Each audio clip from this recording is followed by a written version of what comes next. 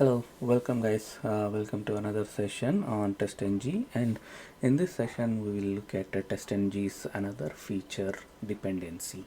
Okay, and this dependency can be passed again as an attribute to test annotation, and there are two types of dependencies which we can apply. One is the depends on methods, and the second one is depends on groups. Okay, let us see these two examples in action.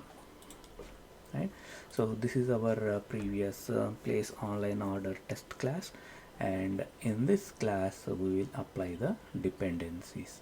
Okay, now what we can do is, right, we can force any particular method to execute only after a certain or a particular method is executed. All right, so in this case we have a login, then search item, add item, go to the cart, make a payment, place an order, and capture the confirmation. Right, so in this one we have given the priority number 1 to login test, and after that we have given priority to search item and priority number 3 to add item to the cart. And using this test dependency, what I would like to do now is I want the user to perform these two actions first and then perform a login. Alright, so how can we say that to execute this login test only after executing these two tests first, right? That is by we can also give the priority. We can say priority 1, priority 2, and give priority 3 to this login test, and we can achieve that as well using priorities. But in this case, what if we have multiple number of test cases, maybe 20 plus, 25 plus, and we want to execute a test case at number 10 after test case number 11 executes, then we have to go and change the priority for every test case above that is coming before the test case number 10. Right, so we have a simple solution for that. Rather than going and changing priority numbers for everything again and again, instead we can use a simple solution for that, and that is depends on. So depends on, we can specify methods. Okay, we can specify saying execute this particular test method after a dependent method executes, and in our case that method is add item to the cart. So what we are saying is to execute this particular test case only after this test method runs. Okay, now since it got two attributes, one is priority, the other one is depends on methods. So according to the example we have seen before, priority 1 always executes first than any other priority greater than 1, right?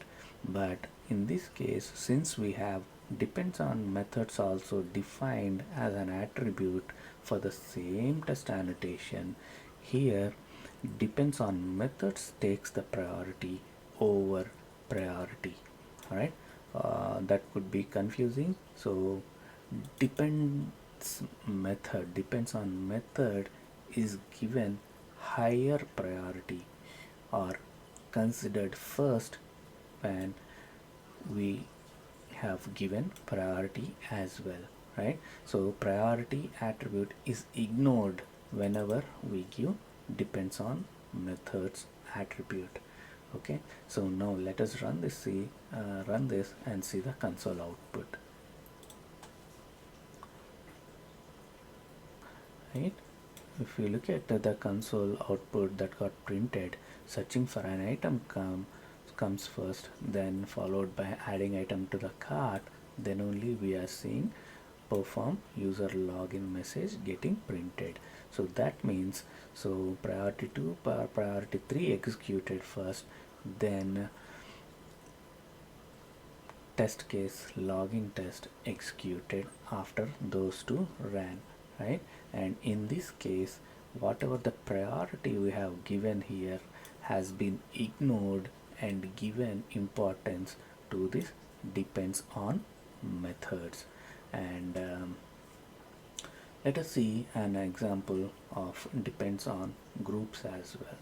Okay, say suppose we have a separate group called adding item to the cart. Okay, so let us add that group to these two test cases over here, where user is performing search for an item and adding that item to the cart, right? If you remember the attribute, that is groups, and we'll give the group name as add item to the cart, and the same group I am applying to the payload method as well, right? So now these two test cases are grouped, saying add item to the cart group, right? Now we can now change this that depends on methods to depends on groups. Okay, and here the group is add item to the cart, and in this case it need not have to be the same as the method name, right? It can be different. To avoid confusion, let us remove this part, add item to cart. Okay, and now add item to cart. So this group name is different from the test method name, so this can be different, need not have to be same or resemble any of the group names. Okay, now when we run this test case, we are expecting to see the same execution flow, right? So the first test execution has been halted until these two tests executed, and then it got executed. All right, so this way we can force any particular test method to wait until a desired test case executes first. All right, so using this one we can avoid updating priorities given to the existing test cases. All right, so that's about dependency, and see you in the next session.